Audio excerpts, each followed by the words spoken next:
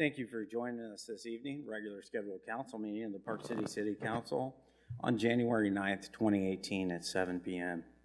Daniela, would you call the roll? John Lenner. Here. George Glover. Here. Gary Aldridge. Here. Melvin Kerr. Here. Tom Jones. Here.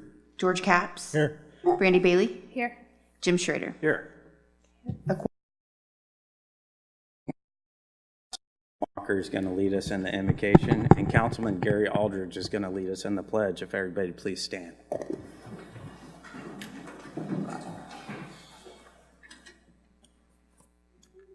God, I just want to thank you for tonight. Tonight is unlike any other night because it's unique to what you have planned.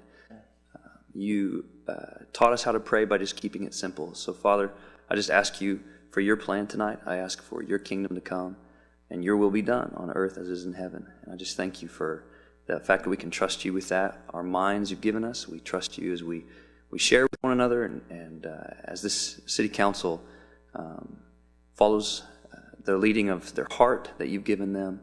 And just, Father, we trust you with the rest of this evening. In Jesus' name, amen. Amen. I pledge allegiance to the flag of the United States of America and to the republic for which it stands, one nation, under God, indivisible, with liberty and justice for all. Thank you. You may be seated. The first item on the agenda is approval of the agenda. John? I'll make a motion to approve the agenda as presented. This will be the updated copy. And Jim? I second that. Okay. We have a motion and a second. I'm not seeing any further discussion. All those in favor signify by saying aye. Aye. Opposed? And the motion passes 8-0. Tonight, I get the honor and privilege to recognize John Goyette for his service on CNT. John, would you like to come up?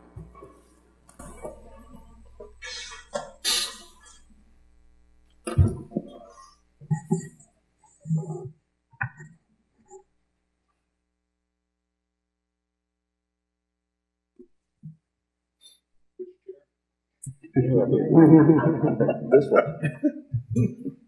Sometimes a man like this that chairs a committee for 28 years as the CNT chair, people don't understand the hard work and sacrifices that he takes out of his time, family time, in order to serve the city in the best way that he can. And John has served us well, and I know he's going to continue to be a valuable asset to our community. He's decided to step down and retire after 28 years serving on CNT, and tonight I wanted to give you this plaque and tell you thank you for everything you've done. Thank you. George, we have a great, I had an opportunity to serve on a board with 9 other great people, and they are going to still be there, and the job for CNT, they will carry on, and I'm real proud of that. Thank you. I mean, one thing you never can really put a financial number to is the amount of tourism dollars that you help generate for the community. And I want you to know that your work will not go unnoticed. Thank you.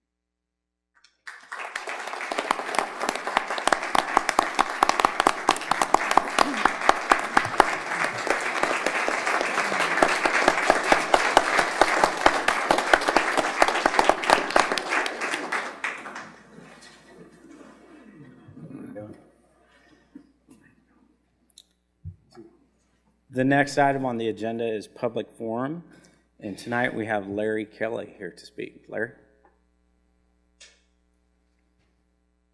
Happy New Year, folks.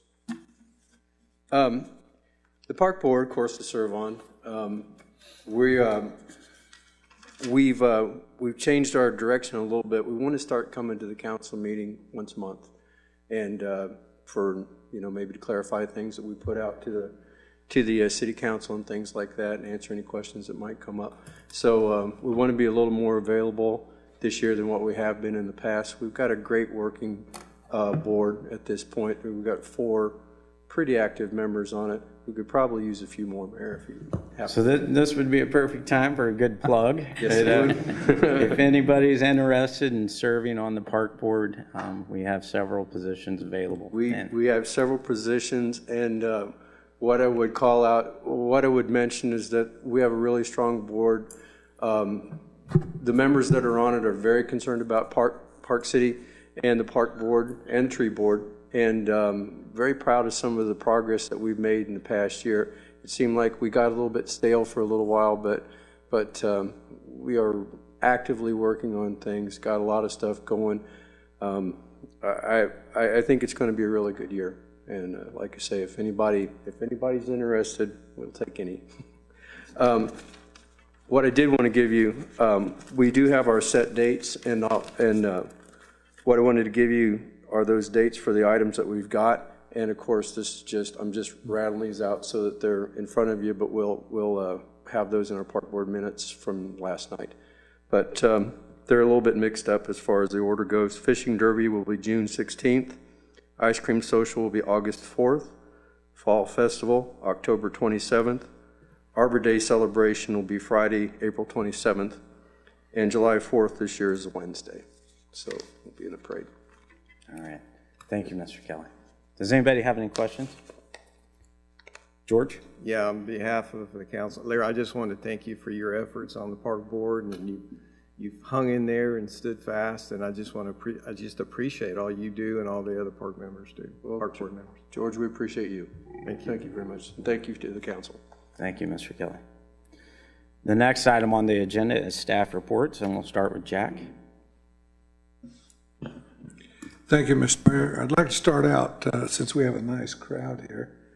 We're looking for volunteers to serve on a sidewalk committee.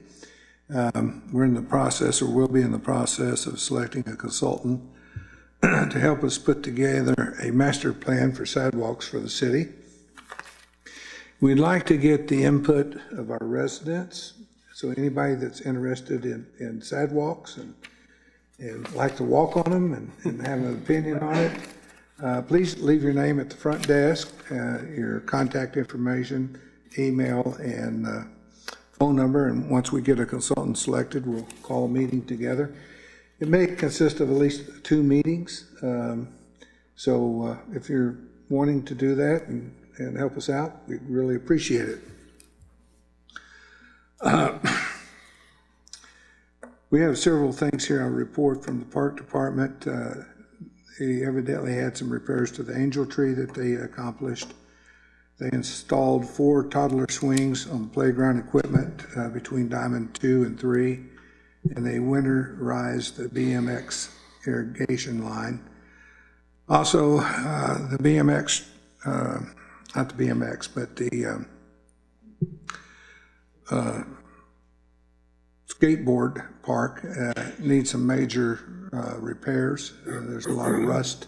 Support members, and we're going to have to bring the person that provided it to us in here to tear the rusted parts out and replace them and paint the surface so that it won't rust further. Street department, the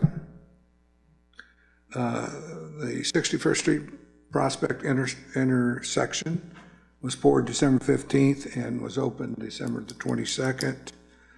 If you've driven through Jacksonville and 61st Street, you noticed a lift truck. They're installing our camera systems for traffic, and that should be totally completed tomorrow. Sewer and Water Department, 16 hydrant replacements have been made, an average work order per day in December of 24, and for the year of 2017, 6,692 work orders they were involved in. If there's any other questions, I'd be more glad to try to answer them at this time. Does anybody have any questions for Jack? Jack, just next meeting, can we bring the final new housing permits? Sure. Okay. Sure can. Okay, if nobody has any other questions, we'll move on to the consent agenda. Is there a motion? Jim I move that we approve the consent agenda. and Gary. Second. We have a motion and a second. All those in favor signify by saying aye. Aye. Opposed? And that motion passes 8-0. The next item on the agenda is old business, item A, which is taking over the 45th Street water line. And Ann Stevens with Bel Air is here, if you'd like to come up and kind of present what we've been discussing so far. Good evening, council members. My name is Ann Stevens. I'm the Public Works Director and City Engineer for the City of Bel Air. We approached Mayor Mann at one of the CCUA meetings a few months ago about 45th Street. The water line on 45th Street is the original water line that served the City of Bel Air. It is a 10-inch cast iron line and has experienced multiple failures. These failures have cost the city quite a bit of money. So we are looking for options for that line. The City of Wichita is also putting in a section at 45th and Hillside, which is going to cut right through that water line. Therefore, we either have to abandon it or reroute it. Because of that, the condition of that line, we're looking at the possibility of abandoning it. We've already talked with the City of Wichita. They are willing to take our customers from Hillside to the east, and we have several customers remaining from Hydraulic to Hillside. Our proposal for the City of Park City is that we would work together to build a new 8-inch water line from your existing line at Steeds Crossing to the eastern extent of the customers, which I believe was around 1,300 feet. The initial proposal did not specify that that would be a new line, so there was some confusion on that aspect. So that's our proposal.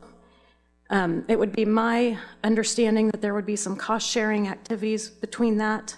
We would be assisting financially in that line. The extent of the cost-sharing would be something that would have to be worked out between the City Council of Park City and the City Council of Bel Air. And I am confident that there would be something that could be worked out. This line is costing us quite a bit of money every time it breaks. As you well know, there's a lot of expenditures going on in that. So we're obviously putting money into that line. We're going to be putting money into it regardless of what we do. If you guys don't want the customers, then we're going to end up capping that line, putting a fire hydrant on the end of it, and keeping it in service as long as we can. So if you have any questions for me, I'd be happy to entertain them. Okay. As you all know, we visited this once and rejected that.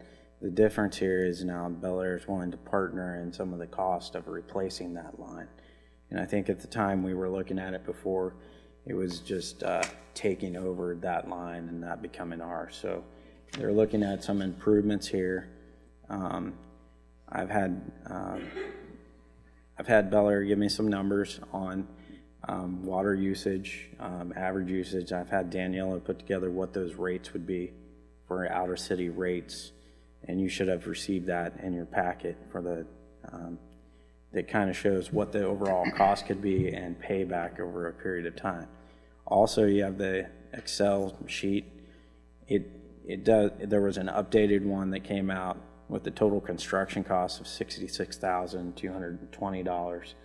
And that was adding 2 more fire hydrants that we originally had a bid for 1, and also increase the water line from a 6-inch to an 8-inch water line. I know Tom's been involved too, so Tom, if you want to add anything. I'd just like to say that this is a line that Bel Air has told me Wichita's not interested in servicing that area. Correct. They're doing Falcon Falls and to the creek along there on the east side of 45th, Fort Hillside. Like I said, when they first approached us, it was taking over the line as is. Now they've come back and saying they're willing to cost share to give that back to us, or to get us to take it. It's just something we need to talk through. I mean. Okay. And I think you're looking for an answer rather quickly, right? Correct. There's kind of a timed event to this. Daniela, would you like to go over the PDF file you put together of the what the revenue would bring in and operating costs, and we might have some more questions for you. Yeah. In your packets was a 45th Street water line revenue projection, and these numbers come directly from what was given to us from Bel Air based on past usage on these properties.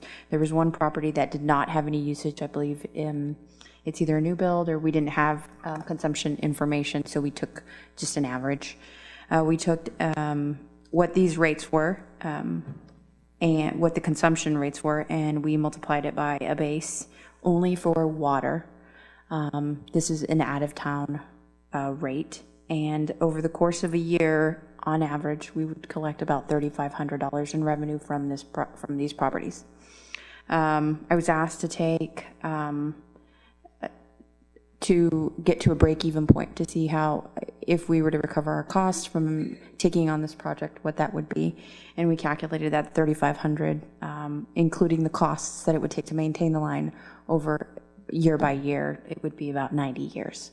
So this is not, if you're looking at it from that standpoint, it would take quite a substantial amount of time to recover the cost that is put into it. Yeah. Okay, Tom? Okay. Yeah, I was gonna say that our water line runs parallel to this along the south end of Windham Creek. And the assumption would be that we would go into that line and go on. Yes, it would be, we would tap into your line at the corner of 45th and Steeds Crossing. Okay, and then the properties down there are pretty large properties. I think there's probably 60 acres or so involved. And right now you're working your numbers on servicing like 5 houses? Yeah, we're working the number on 6 houses, but 6 houses. That is something to look at. You look at the large property that's in the center.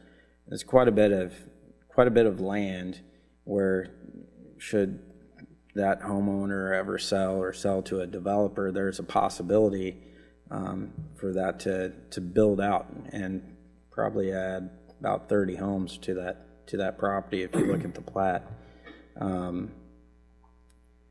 So in part of the discussion too, we also have to think another way that this makes it feasible would be if we were able to annex those properties. I'm not sure it makes much sense to service those properties and then not have that annexed into the city. But once again, we would need the homeowners kind of on the side of doing that as well. I got one other thing, and Bel Air's got property down there they're servicing right now, and the reason that happened is because that water line ran from their well fields to the city of Bel Air, and those people requested water years ago. I believe that's correct, yes. And so they've continued to service them even though they're completely out of the city of Bel Air. Correct. Okay. I believe they're within the county. And you're now, since you've got the 53rd Street line, you're looking at abandoning the 45th Street line. Yes, primarily because of that construction project at 45th and Hillside. That's a significant expense to the city to relocate the line through that area. Okay. Melvin? Now, the school right there on the corner, do you service that too, or? The Heights? No, the Three 7, 8, Angels? yeah, 3 Angels. Yes, we do service that. Okay, so That is part one of these properties. okay. And the figures that Danielle's going off of, is that off the $60,000 to recoup our cost, or? It's the updated cost, yes. So if it'd be half that if Bel Air kicked in at least half, or 75%, or 90%? This numbers would be for our cost, our share, Okay. right? Yeah. But it's updated for And we base half that of the off 60. of 50/50. 50/50, Yeah, okay. split. Okay. That's the way we base that off. Okay, thanks. Okay, Brandy? Is there a reason if City of Wichita is going to take everything but these last 6 properties, is there a reason why City of Wichita won't take these other 6 properties? We have approached about taking the entire customers along there, but they do not have a water line that is able to serve those properties, not interested in adding one. So we've already approached them after Park City rejected the initial request, and they declined those 6 properties. Okay, I was just curious if, there's some other issue going on there that's the reason they didn't take them. Yeah, not that I know of. It's mainly because they didn't have the water line available. Okay, Jim? So what's their other options? Are they their last option well water, or does rural water service the area? You know? If you are not interested in taking over the customers, then I believe it's Bel Air's responsibility to continue providing them service. So what we will do is we will cap that 10-inch line and continue providing them service through that 10-inch line. I don't think there's a rural water line out there. Okay. Okay, Gary? Have any of these homeowners been approached about being annexed into Park City? Not from us. We've not made contact with them and asked them that. I mean, I understand the possibility of development there, but if we're putting the money into the water line, it would seem that, you know, they would benefit, you know, from being annexed into Park City as well. Right. And I think it would be in our interest that we would not move forward with a project until we had an approval to annex those properties. So makes sense. That could also make us look like the bad guy, that we're not willing to provide water unless we annex you, so that could give us a black eye for going that route. But I think it would be the route that would be important to the city. Jack? Yes, Public Works Department me today, and they were looking at this, and they're fairly concerned with this. And they know a little bit about this because they've talked to Bel Air's Public Works people. They estimate we would have to waste 1,400,000 gallons of water a year to keep that service going, to order to keep the chlorination in that line to a safe level. And plus the time that it would take to go out there and physically do it. Might take 2 hours for each time they flush it, and that would have to be maybe weekly. So they're a little concerned with that aspect of it, and the waste of the water, which we would have to incur to pay for, that we would not probably recoup from with homeowners. So as it stands with them not being annexed, the revenue stream just isn't there to even pay for the line, I don't think so. And do you want to speak to that? Because I know you guys do some flushing. Like, what's your experience with it? We do flushing in several of our locations that do have very low usage. We flush maybe every other month when we notice the chlorine levels getting low.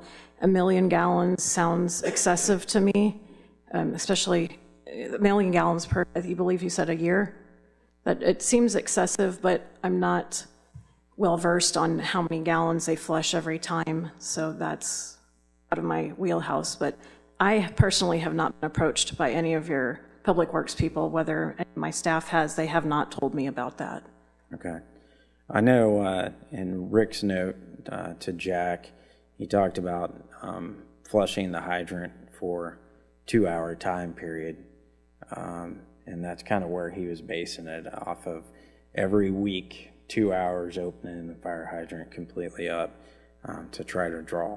And I think that's where he's getting, and it's actually 1.4 million gallons of water is what they're estimating if they were to flush it in that capacity. The only alternative is to place a chlorinator on the line itself that would sense the chlorination and then shoot additional into the line, but I don't know what one of those would cost. Okay. Ann, have you ever looked into that? No, I have not. I did talk to my staff. If we were to keep the line, they had mentioned that we would probably have to be out there once every 2 months to flush the line and not the once a week. Did you ever talk about putting any type of chlorinator on the line to? No. Okay. No, the sole purpose would be to go out and flush to keep that chlorine level up and to keep the water fresh. It's something that we would certainly have to do as trial and error to see exactly how often we would need to flush to keep that chlorine level up. Okay. Tom? Well, I was going to say that sounds excessive to me because unless we've got a chlorine problem down there on 45th Street now, that line being a 6-inch, it's not going to be that many gallons, I wouldn't think. Maybe wrong, but is this something we have to decide tonight, or is this just discussion tonight?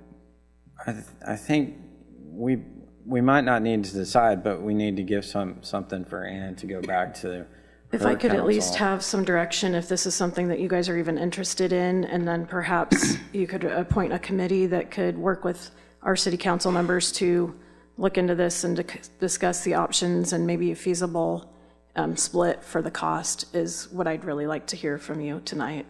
A final decision could certainly wait until the next meeting. Well, I know if it's true what Jack's talking about, the number of gallons it would take to flush that, then you almost have to loop the line or something to bring it back.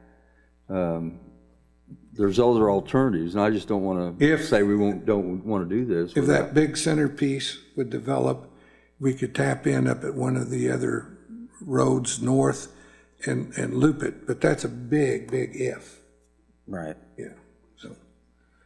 And another thing we talked about too is the current placement of the line and how close it is to 45th Street. If that road would ever get opened up, it might make sense of going in there and opening an easement up and moving the water line while we were in the process of doing something. If we did this and something came back with the county and they decided to widen that road at any point in time, we'd have to end up moving it anyway. So I would think at this time it would be in our interest to move the water line as well as approach those properties about annexation. I think you would have to go on the other side of the tree row and get an easement when you put the line in, and also you're going to have to figure some cost of trimming those trees in order to even get the line in. So. And out of the 66,000 that we looked at with the 8-inch water line, do you have any idea what the city of Bel Air is willing to? I just used 50-50. Are they interested? Would they put more into this? Has there been any discussion? There has been no discussion at this point. Melvin asked me that prior to the meeting commencing, and that was kind of my base thought, is a 50-50 split. That obviously I have no decision-making power, so that would have to come from council, but that would be my initial thought. And whether you can convince them, because it's definitely in our interest to see this line moved, because it's going to be a significant cost and a significant burden to the city if we end up keeping the line. Okay. Tom? I'd like to recommend that you set up a group to look at this, a couple people, maybe yourself and Jack, and bring a recommendation back to council, one way or the other. Discuss it with Bel Air. Not just say, no, we're not going to do it tonight, but actually look at it. I appreciate that, but I think at this point there needs to be more discussion from the council up here before I would feel comfortable. We looked at this once and it was completely shot down. I haven't seen enough conversation right now that would warrant putting together a group that were interested. I mean, if everybody here said, hey, I think we need to look at this and entertain this, then absolutely, I think we could do that. But I kind of want to hear that from the council before we get to that point. So, because we need to give Bel Air kind of not maybe a final answer, but maybe we are leaning in that direction so that we could enter into something. But if we're just both kind of stale here, everything we've done over the last couple of weeks isn't going to change going forward.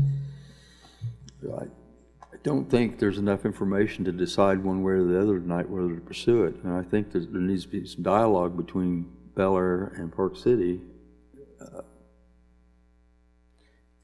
I would disagree. I mean, because you need to set the parameters of what are you willing to approve. I brought up a couple of things about annexing. So it could be council members saying, I would be supportive of this if we had the 8-inch water line and we moved it and we annexed the properties, then I would be in favor of that. Then that gives me a direction or a goal where we could go out and try to contact the property owners and do something. But if we don't have more healthy dialogue or discussion about it, you really don't give me any direction on what the council would be in favor of. I will back out and listen to council. Okay. Mr. Mayor? Yes. Since these people are Bel Air customers, have y'all had any contact with them, letting them know what the situation is at all? Are they oblivious of what's going on? I've had contact with one of the property owners who owns 2 or 3 of the properties along there and let him know that we are actually looking into abandoning this line and shifting service. At that time it was to Wichita, and then now it's possibly to Park City. So he is aware, the other residents are not. When we shifted the other half of the customers to Wichita, we sent them a letter letting them know, and that was the only contact really that they had.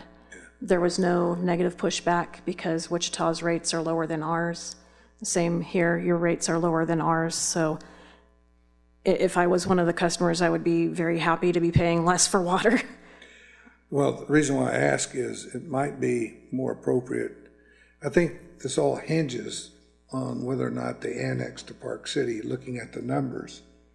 If we're going to even make this even close to financially working for us, it might be, since they are your customers, is letting them know that Park City is considering getting them their service, but we might have to require that they be annexed and get a feel. But if they say absolutely they don't want to be annexed, end of discussion, sure. You know, possibly. And if the council is willing to consider moving forward with this, if that is a condition, I would be happy to write a letter to those customers indicating just what you had said, Jack, that Park City is considering taking it over, but these would be the conditions. And that's what I'm trying to get from the council. You know, I threw that out about annexing, but I need to hear that from the governing body that that is something of interest or it's not before we get to that point. Gary? Nope, sorry. Brandy. So that's what I was waiting on is I think I would be willing to entertain it if we could maybe get the city of Bel Air and Park City together, the public works departments, to see if we could come up with, okay, what's a more reasonable gallon we'd waste a year flushing? How often does it really need flush? Is it going to be once or twice every week, or is it going to be once or twice every month or 2 months? I'd like to have a better answer to that. And then I would be willing to consider it a little bit more if we could get the annexation and bring those customers into the city of Park City. Because I think looking at this break-even point over 128, the new update we had said 128 years to break even. I mean, that's just, I think we need to go towards annexation to try to get that more revenue to help us. And then I would like to also see Bel Air maybe pay a little bit more than just the 50-50 to cover some of those costs. Okay. Certainly. See, that's good feedback. And another thing I would like to bring up too is this originally was mapped out as a 6-inch water line. We got with the fire department to see if that was going to be a problem. They went out and drove it. They weren't real excited about 6-inch. I told Mayor Austin kind of, you know, maybe we need to increase that water line. And you immediately got me that. So it shows that you guys are working on that. But I think also something we need to consider too is if we look at this and we can annex those properties and we have the ability to build on, or that gets developed at some point, maybe a 10-inch water line needs to go in there.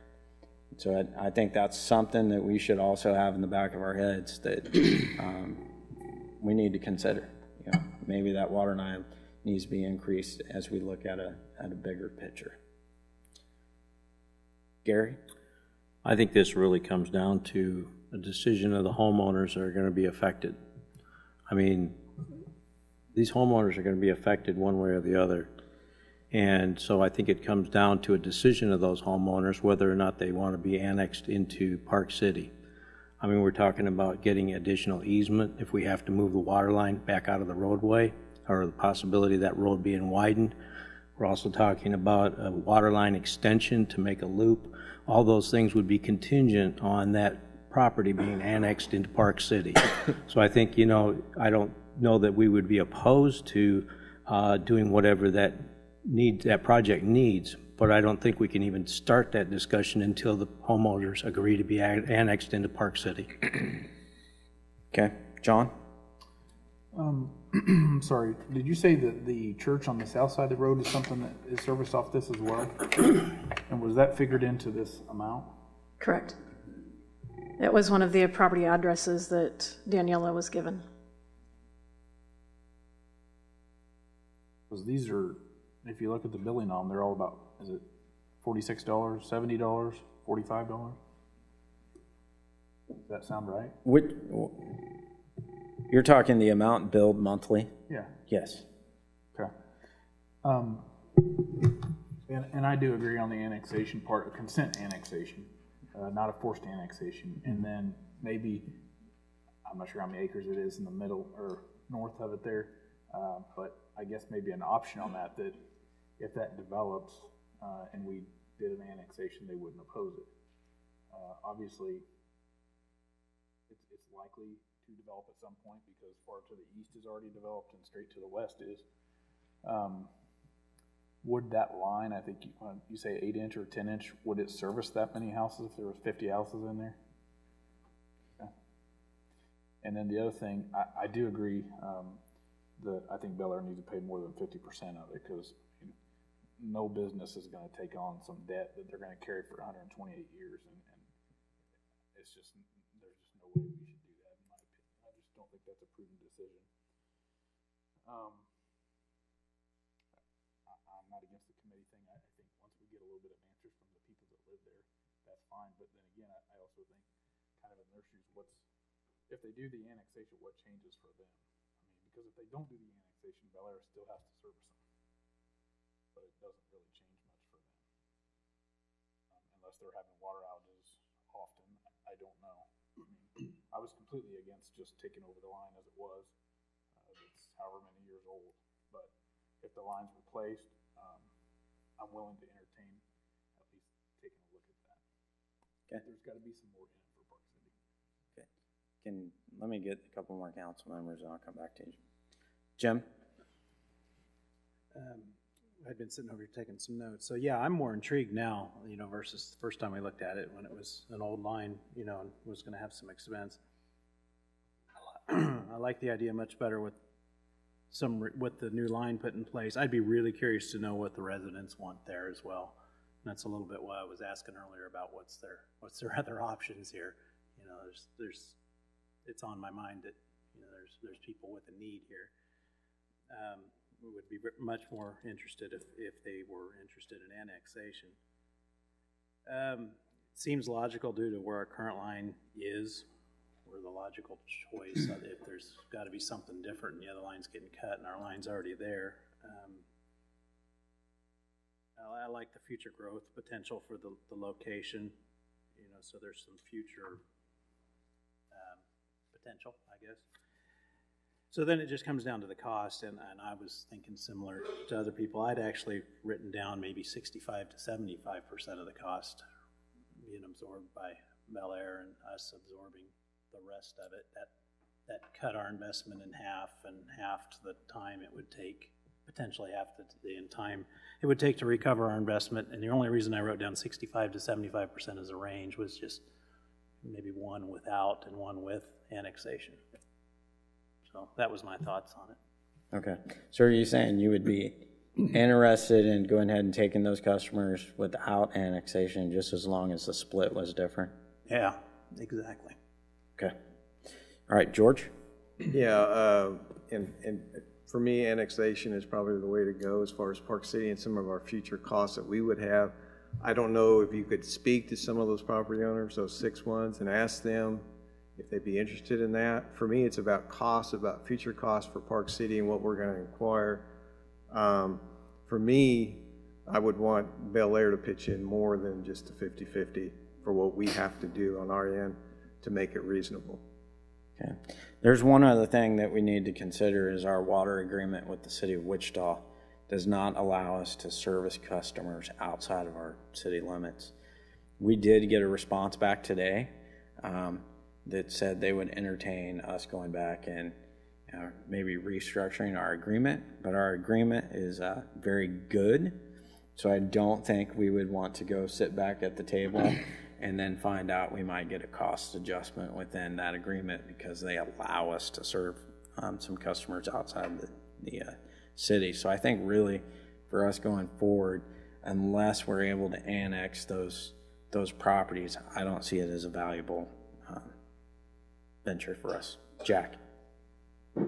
I would definitely recommend that larger tract be annexed if we're going to annex the rest of them. And the reason being is I deal with these developers all the time, and there's no guarantee later that would come into the city, because that bigger property then might entice Wichita to run a line across there because they're right adjoining it and service that property. But we can't trust that they wouldn't annex that property at a later date. And that would be my only concern by not taking the bigger piece. Okay. John? And I mentioned that kind of, that if we did this, that we would have first option at annexation of that, and it would be a consent annexation, or an unopposed anyway annexation. It seems like we've done that before up north, if I recall. My other question too, and what you mentioned, Mayor, just now about serving people outside of the city may change the dynamics of my question here, but let's just say everybody agrees to this except for that middle property to the annexation. Would we still be able to get to those far east properties? You understand what I'm saying? That property is kind of a game changer for the whole thing. Yeah, I think when you look at that, the large property has to be, go ahead, Doug. The way if I'm looking at the 5 properties in the dark, and then the strangely configured property at the southeast corner of 45th and Hillside. Yes. Those are the 6 properties. All except the very far east property there touch the city limits of the city of Park City at the present time. The process would be to get a petition for annexation from each of those property owners, including the property on the far east, which wouldn't be immediately eligible, but as soon as you had the other 5 properties and the petitions in hand, it's a simple matter of adopting an ordinance at a council meeting, and they are then annexed because it's consensual and they touch the city. At that point, at the following meeting, you could then exercise annexation of that far east property, because at that point it would then touch the city by virtue of the annexation of the other 4 properties to the west. And that does answer my next question, but is what I was meaning is the real tall property, if that person does not want to do this. Well, then yeah, I think it's an all or nothing. That would be my suggestion, that you can't, if that person doesn't want to do it, then you can't get the other guy because it's going to be a long time until you touch him, and maybe never. So I would suggest that it would be an all or nothing, all 6 properties. Okay. And my other thought was, and I think Jim mentioned this, but if they weren't, of course, this also is changed by what you were saying about the city of Wichita, but I guess a motivation to them to be annexed would be the out-of-town rates are higher if we sell them water than it would be if they're in town. Right. Don't know what the difference is on that, but, and then, of course, the commercial rates are a little higher too. I don't know if that goes on a church or not, if that's... And Danielle, you can speak to that, because when we put this together, we based it on out-of-town rates. Yeah. These costs. I wanted to clarify that the spreadsheet that you see here that has the $40 to $70 projected water bill would be a bill with city out-of-town rates, but only for water. This does not include sewer base or recycling or trash. Right. So this is just water. Thank you. Tom? I'd like to add something to this. The school that's on the south side of 45th Street, I believe, is within the city limits of the city of Wichita. So they are buying water from Bel Air, but it's a city of Wichita property. I think when we were using the addresses, I went on Central County's GIS and marked the properties that were on the list that we were given. The church wasn't on that list that was given to me, so that's an extra one that we probably didn't pick up on, or unless it's the one that we didn't have any numbers on. We have 6 properties listed on our letter. And all these addresses are listed on the spreadsheet. The church is one of our customers, and that may have been inadvertently left off, but it is one of our customers. Okay. Okay. It's not one of the X's. Okay. All right, so I'm just kind of give a quick synopsis of what I'm hearing. So I'm hearing that the council is in favor of looking at this upon annexation of these properties into the city, and then a higher split from Bel Air on cost of replacement of the water line. Would everybody agree? Yes. Yes. Okay. And does that give you some direction? And then we can go ahead and put together a committee to meet if Bel Air is interested in helping us achieve those goals. I will go back and talk to the mayor and to our city manager and let them know your thoughts. If they do want to proceed in looking at this further, I would like to have somebody with Park City come with me or draft a letter, co-sign a letter to the property owners discussing the annexation, the potential annexation. I think that's important that you are involved in that. I would agree. Okay. Consent annexation. Okay. All right. Not seeing any further discussion. I appreciate it. It was a healthy one. Thank you again for coming. Thank you very much. Have a good night. Appreciate it. And we'll just bring this back, and I'll provide updates on where we're at with this, and that'll require no action this evening. That brings us to new business, item A, which I get to present Councilmember Gary Aldridge an award for his service. So, Gary. Gary has served on the council since 2009. I've got to work with him as a council member and now as in the mayor position. And Gary has always been a valuable asset to me. He was council president for me a couple of times. And always got to call him, pick his brain. He was always there whenever I had questions. And Gary, when we went through the crisis in 2008 of developers not paying specials and properties going up to auction, Gary was the one that really rounded everybody up. We worked together in a workshop, and he talked us into going and buying those properties so we had an asset. And now today, we only have 2 of those properties left. And I just can't thank Gary enough for his contributions to the council. And Gary, thank you.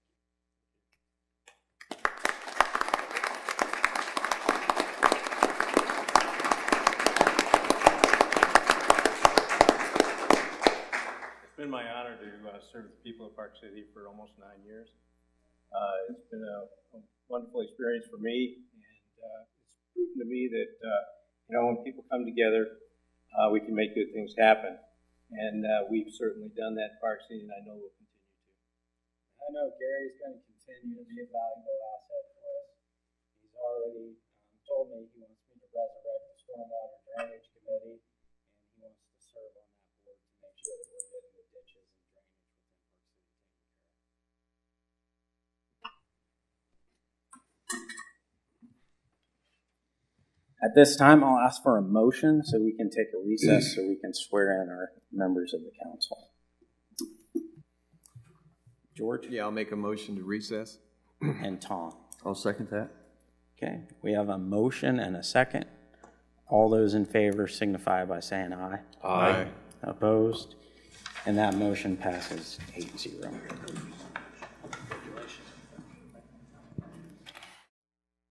Convene our meeting at 7:54 p.m. and we will move on to item D, which is consider a resolution authorizing the offering for sale of general obligation temporary notes, Series 2018-1 of the City of Park City, Kansas. Jack? Thank you, Mr. Mayor. A few weeks ago in December, you approved a resolution of letter of intent, basically, to do improvements to High Ridge 3rd Edition. These are the duplex apartments. They're at the corner of 69th and Hydraulic. These temporary notes will cover the temporary money we would need to pay for the engineer and the construction cost. John Haas is here if you may have any questions concerning that. He's here and can answer any questions you may have. John, do you have anything you want to add? Other than I sat in the parking lot at the other building for about 10 minutes before I thought about, oh,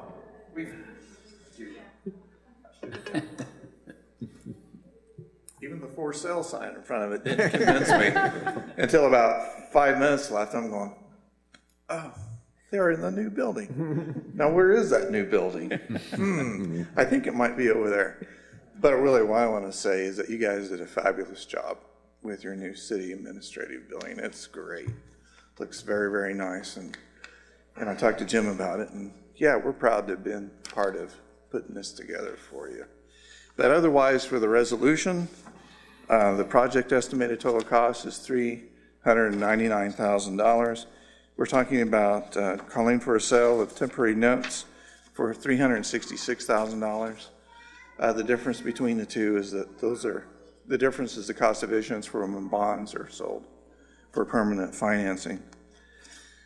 Bids will be due February 13th at 11 o'clock at our office. We'll be back here that evening to confirm the best bid with you. Funds will be available on or about March 6th for that. Interest rates, short-term interest rates are up a little bit, but still when you can borrow money for less than 2%, that's a good deal. So we sold 20 years for Osage City just the other day, and I think the average interest rate was 3.5, and that was non-rated. You guys are AA minus, so it's still a good time to borrow if you have to. But any questions for me at this point in time? Okay, does anybody have any questions for Mr. Roth? Okay. All right, thank you very much. Thank you. Is there a motion from the council? Jim?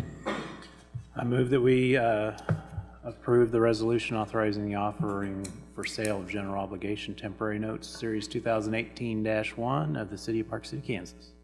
And John? Second. Okay. We have a motion and a second. Danielle, would you call the roll? John Leonard. Aye. George Glover. Aye. Gary Aldrich. Excuse me. Ben Sauceda.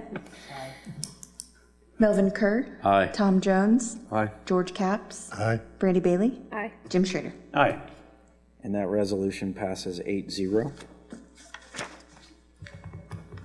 That is resolution 979-2018. Thank you. Thank you, Mr. Haas. That brings us to item E, which is consider a resolution waiving the requirements of the KSA 75-1120A for the city's 2017 financial statements, the generally accepted accounting principles. Daniela? Mayor and Council, this item is in regards to the financial statements that will be prepared for the year ending 2018 under Kansas statute.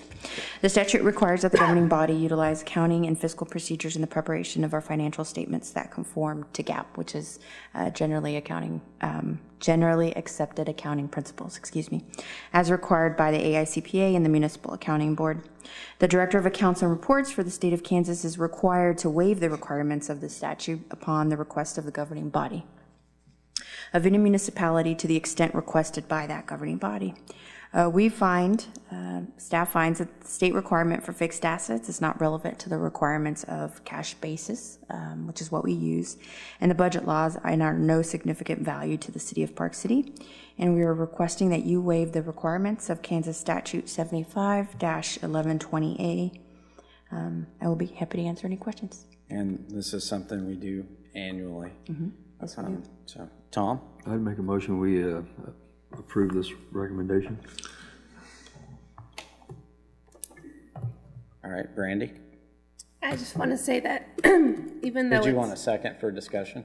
Yeah, Okay. I'll second for discussion. All right. Sorry about that. I just want to say that I'll be supportive of this, but I would like to maybe see the city of Park City look at going towards GAAP reporting. In my world, that's what we prepare where I work, and that's how I look at the statements. So I think it just provides a better overview as to what we're looking at, and so I would just like to see us maybe look at going towards GAAP at some period. Okay. Okay, we have a motion and it's Tom.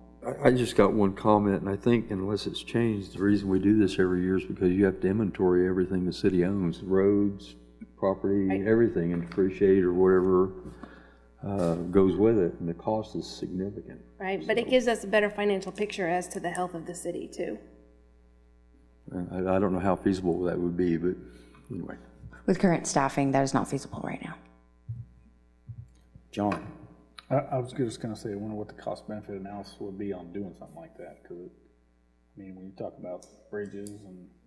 Yeah, the inventory of the infrastructure that we have, especially our utility, that would be quite extensive. It would be something we could, if the decision was made to go to full accrual, to gap accounting, it would be like a 3 or 4 year project. We would have to build towards that.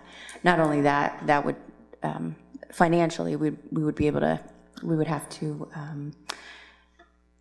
ensure that we have enough funding to pay for an audit, because it would triple. So what's in it for us? If we did that, what does it save us somewhere on the other end?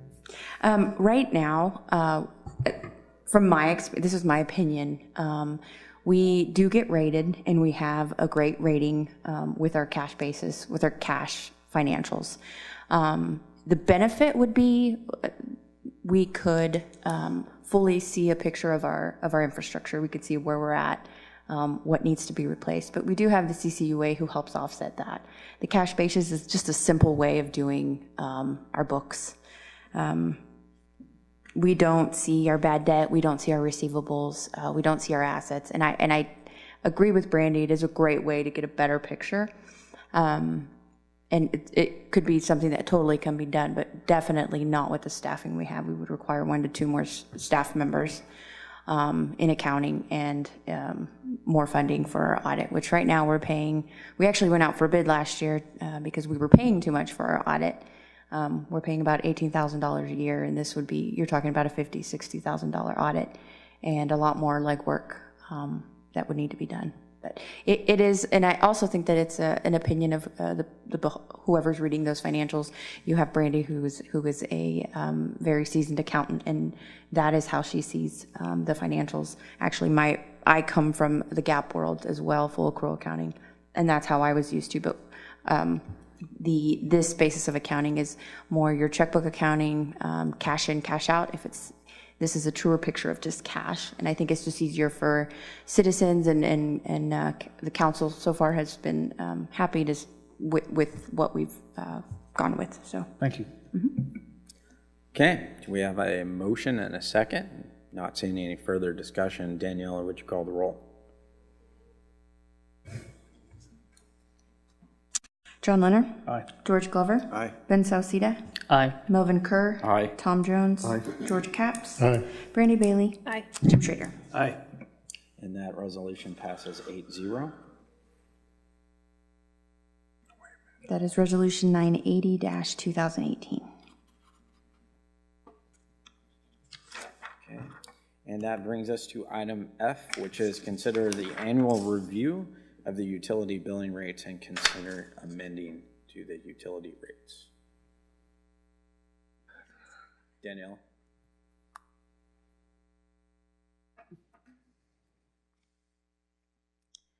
Alrighty, Mayor and Council, this is our annual financial health checkup, if you will, of our city's utility fund. I apologize, this was not included in your packet, but if you can make this out, this is a snapshot of our utility fund over the last 5 years. This is called the Schedule of Receipts and Expenditures for the Utility Fund, and it gives you just a better picture of where we stand cash-wise. The spreadsheet above also includes the 2017 estimated unaudited numbers. As you can see, our expenditures are, well, at the top, our cash carryover from last year was about $900,000. With water receipts and expenditures, we were able to carry over about $93,000 into 2018. This was a good year. Some notes to keep in mind: Council approved a 2% increase in water and sewer base rates to raise cash for a future capital project. So our goal was to make sure that we had enough cash carryover year by year to help fund this project. Some things to keep in mind: in 2017, a new water position was added to the water department, which is the main explanation to why expenditures are up in 2017. The utility fund was able to recover all of its expenses and cover debt service in 2017. So this fund is self-sufficient.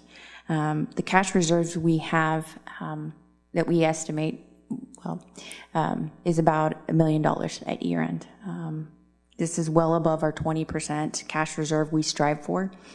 I believe our ordinance states we do an annual review of the financial condition of our utility fund, and on or before the 31st of January, we evaluate the need for a rate increase.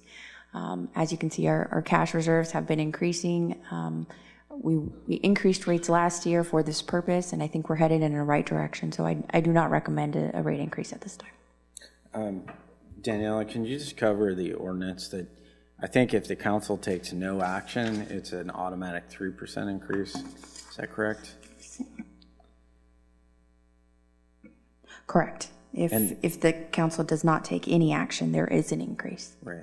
And so the discussion last year we had was with the CCUA, we're considering that the sewer treatment side of the plant is going to be at capacity in 2019. So that's one reason why we didn't do the full 3%, but we did the 2% increase so we could start building cash to know that we do have a project that's going to be upon us quickly. So I just want to recap why we did that 2% last year. And as you can see, it did exactly what we wanted to. It helped us build a little cash. I mean, you also have to think when we look at the plant expansion, it's going to be significant. So, you know, I think we're fine where we're at, and I agree with Daniela that we hold our current rates for 2018. Does anybody have any discussion? Brandy?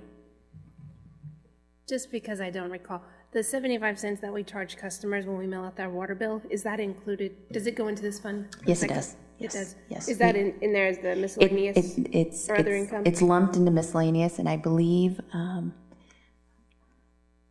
not going to state what that made. I can't recall, but yes, it is lumped into miscellaneous. Okay. Yeah. Okay, Ben? So one question I had concerning the late fees portion of this, with the increase from $35 to $70 on the reconnect, is that correct? Do we see a drop in the number of disconnects over this time? How did that play out? Ray, our mayor, actually brought that up last time. He had asked if there was enough information. This happened in, I think, August, took an effect September. So we implemented it for the October, November, and December billings, just because we're a little behind. And I don't believe we have enough time that has elapsed that will allow us to really get a good picture, because those months were transition months. People didn't quite understand how it worked. I will say that today was a disconnect day, and we had 25 disconnects, which is the lowest number I've seen in the 2 years that I've been here. So we are taking the time to educate our customers that, you know, it is no longer 35, it is 70, and that's quite substantial. So educating them and giving them the extensions, I think it's working. So hopefully that 25 will stick. So if there's citizens watching tonight, what are their best options? Their best option is to contact us. Other than paying the bill? Yes, they can contact us. They are eligible to several extensions during the year. We also do contracts, and we can put off some payments as long as they contact us. Thank you. Yeah. I don't want to get off base with the item here, but I mean, typically that number is triple what it is, and the man hours that we spend just going out and turning people off and then basically going right back out and turning them on. It's encouraging to hear that it was only 25. John?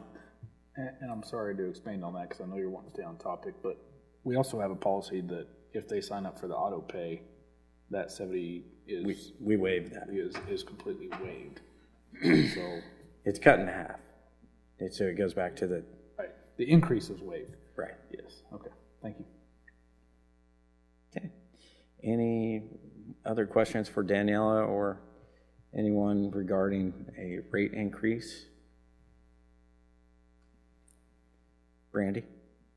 I'll just make a motion that we don't do the rate increase. We keep it at the 2% that it is for the next year. That we would not do a rate increase? That would be your motion? Yes. Okay. And Melvin? I'll second that. If you look at the miscellaneous charges here, income there, that's all staying pretty much the same there. So, I mean, not a lot of people's, don't have a lot more disconnects and all that, do you? I mean, you got 18,000 now. The disconnects Okay. is a separate I'm looking at line. the wrong one there. Okay. Yeah. Okay. Yeah. So, okay. Okay, I just want to clarify, we have a motion and a second that we do not do a rate increase for 2018 water sewer rates. Okay, not seeing any further discussion. All those in favor signify by saying aye. Aye. Aye. Opposed? And that motion passes 8-0. That brings us to item G. Consider the renewal of the League of the Kansas Municipalities membership at a cost of $4,046.63. Jack, did you want to say something on this? I was just trying to figure out how my initials got on there. Daniela must have stuck it on there or something. We've been a member for a long time. Rates continue to increase. I guess I just wanted to take this opportunity. I know that in years past, this had been on the agenda, but since I've been here, it hasn't been on the agenda. It's under our administrator's approval. He has the authority to approve this, and it's something we just renew every year. The league did send information as to what they provide, which was included in your packet. So I thought it would be a good opportunity to remind you of what it is the league does and, what this $4,000 pays for every year. I felt like it's very important to get your input on this. So that's why I had it put on the agenda instead of just approving it. So. Well, George? I move that we approve the membership at the cost of $4,046.63. Okay, Brandy? I don't want a second just yet. I just have a comment. Okay, we'll wait until somebody else fires up. All right, Ben? I'll go ahead and second that for All right. discussion. Brandy? So if we're paying this and the rate keeps going up, I know you've put in here what they provide. What is what do we use out of it? I mean, do we get our money's worth out of it? Do we feel it's beneficial to spend this much money on, are we using it wisely? They do a lot of lobbying for the cities, and of course our money goes into the big pot. That's probably, to me, the bigger benefit of the whole thing. They do prepare like a governing body's handbook, which you have. Of course, we had to pay for that. It wasn't given to us. I don't know of any city that's not a member of the Kansas League. And like I say, the biggest benefit, as far as I'm concerned, is their lobbying position for the cities. And if we dropped out, I don't know that would destroy them or impact them in any certain way. But I wouldn't want to explain to my fellow other cities why we didn't do it. Let Ray do that. But Do you feel like we get our money's worth out of paying the fee? Do you feel like we get our money's worth? there's no way to calculate that, really. It just really isn't. It's like asking, well, we're opposed to something and they're going and lobbying the legislators. There's no way we can get your opinion in there. Yeah. Okay. Yeah, I mean, we talked about this earlier, and, I kind of compared it to auto insurance or home insurance. You pay it all year long, and then some people are like, I don't get anything for it, but when you need something, it's worth it. Right. And I know we've used them for legal advice and things where we've been able to call and reach out to them and help get support. So, is it expensive? Yes. I don't think you can really put a dollar amount on, are we getting all of our money's worth out of it? Danielle? I will say that I don't have clerk experience before here, and the league has been crucial to for resources, for information on just on their website, and actually you can email them anytime. So they've been very, very helpful. Also, they put out something called the budget tips every year. So every year, if the, for example, the state workbook, if it changes, they put out a yearly, here's what's changed with Kansas budget law, and it's something we download, Jack and I, every year, and we read up on it before we actually issue the budget book. So those are a couple of resources that I know that every year I go to that website and make sure I get. I just want to make sure that, if we're paying for something, we're going to use it and get benefit out of it, and we're not just paying for a membership to have a membership into something, but we're not using the resources. So it sounds like there is the resources. So. They have an annual meeting. Tom and several of the council members go to it every year. And they have workshops and things, and there may be some benefit that they gain there too. We do pay for that too. So. Yeah, we pay for that too. So. Okay, that's all I had. All right, we have a motion and a second. Not seeing any further discussion. All those in favor signify by saying aye. Aye. Opposed? And that motion passes 8-0. That brings us to item H, which is consider the project agreement with KDOT for the 61st Street Bridge replacement. Jack? Thank you, Mr. Mayor. This is an agreement that, similar to the one that we signed on 61st Street. We widened it and also signed for 53rd Street when we did it. And basically what it says is that KDOT will be our agent for the project. And whatever they decide for us, we will agree to. So that is an agreement that we must agree to, or we don't get the money for the project.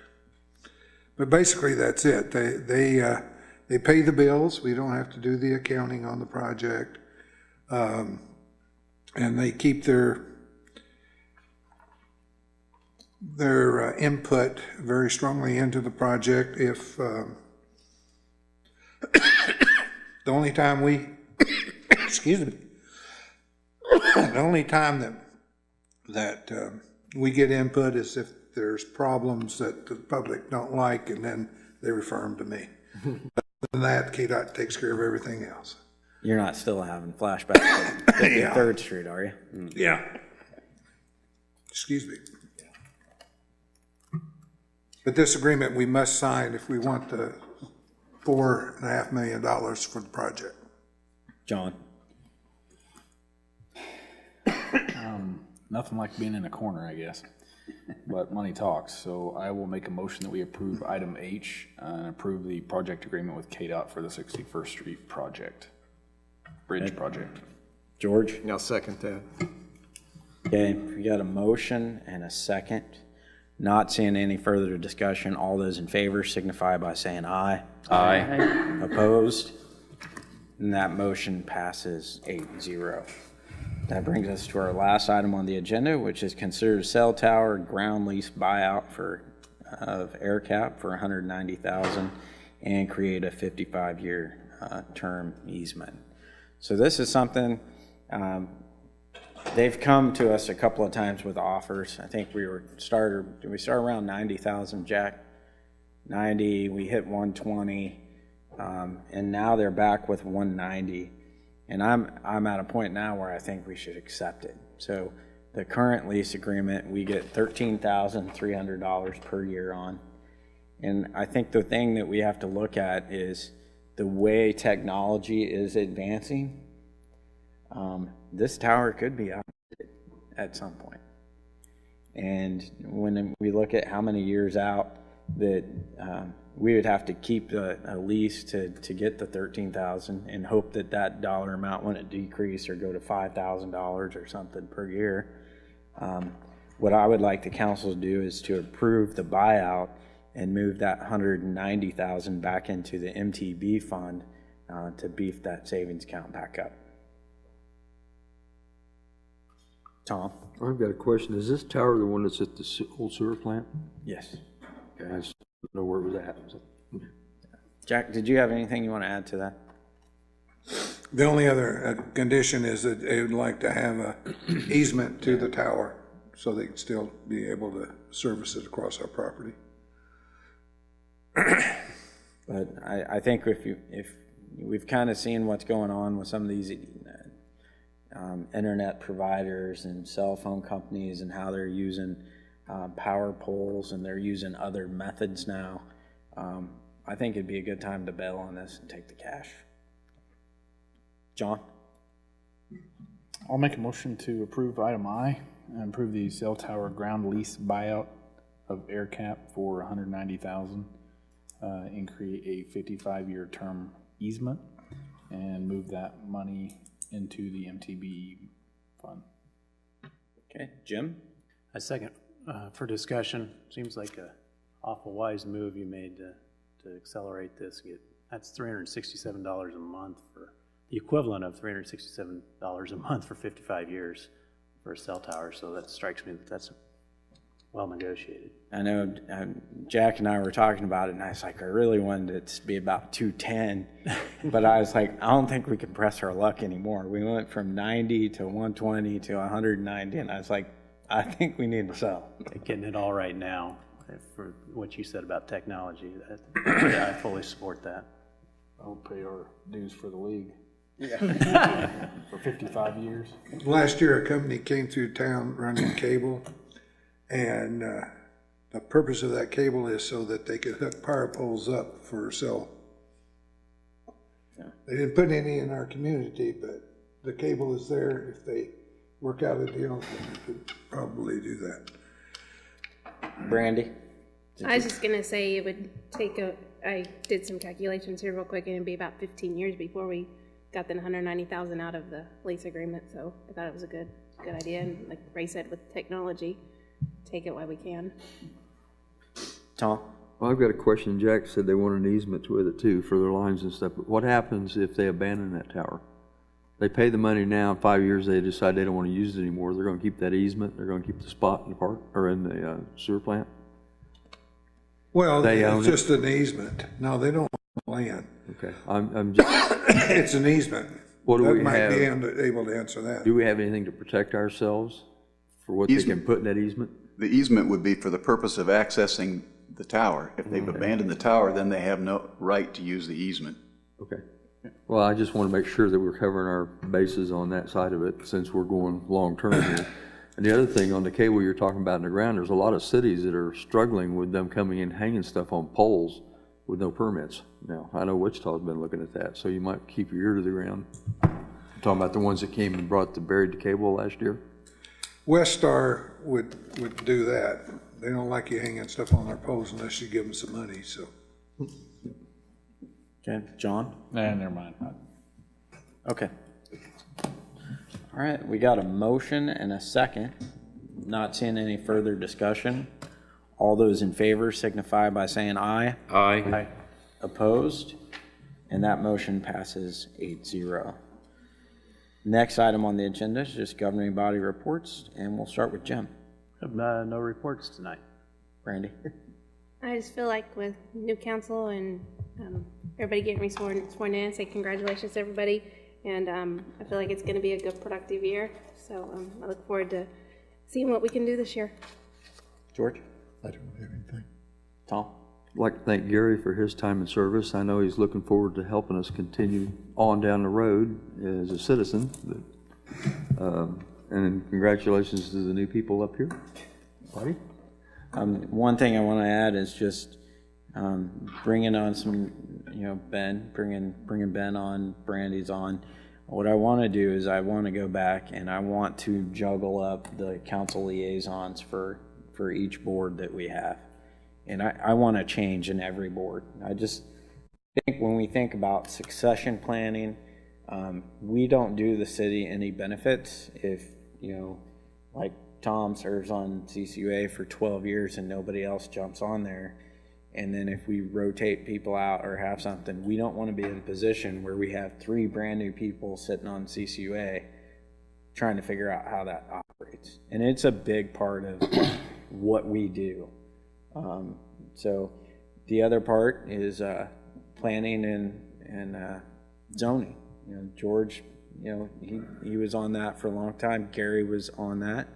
That's another very critical board within our community that we need to try to rotate these out more often than probably what we have in the past. And I would suggest that we come back. I'm going to put this on the agenda, that we kind of put a mindset that it's going to be a 2-year thing, and then you step out and let somebody else do it, and you could be the alternate. So you can help coach or guide maybe a new person that's on there to share the wisdom that you've gained over your time to make sure we pass that stuff on. So I'll be bringing that to you in the next meeting or two. No, I have nothing. Just welcome Ben on board there. So. Yeah, Ben. Yeah, I did want to just take a second here real quick and first thank Gary for his years of service here to Ward 3. Look forward to serving the citizens here at Park City and also to the residents of Ward 3. I want to say thank you to each one that had been participating in the elections over this 2017. And just a reminder, this seat is about serving you. You all are our employers, and so we are here to serve you. I'm here to serve you as your representative, so I would appreciate any feedback that you all would have, any ideas. Anything would be great to hear from on your part. So I have Facebook, anything you like to use to reach me, I'm more than accessible, and I'd ask for your help in making this a successful term. And then I look forward to serving with each one of these men and ladies up here. Thank you, Ben. George? Yeah, I want to thank Gary for his service, and also welcome Ben to the City Council, and any input that you have, Ben, to help us, I would appreciate that as well. Thank you. John? Nothing that hadn't already been said, so thank you guys, and appreciate it, and welcome aboard all. So thank you very much. I will make a motion, we adjourn if nobody has anything else. Okay, and George? I'll second that. Okay, we got a motion and a second. All those in favor signify by saying aye. Aye. Opposed? And that motion passes 8-0. Thank you. Did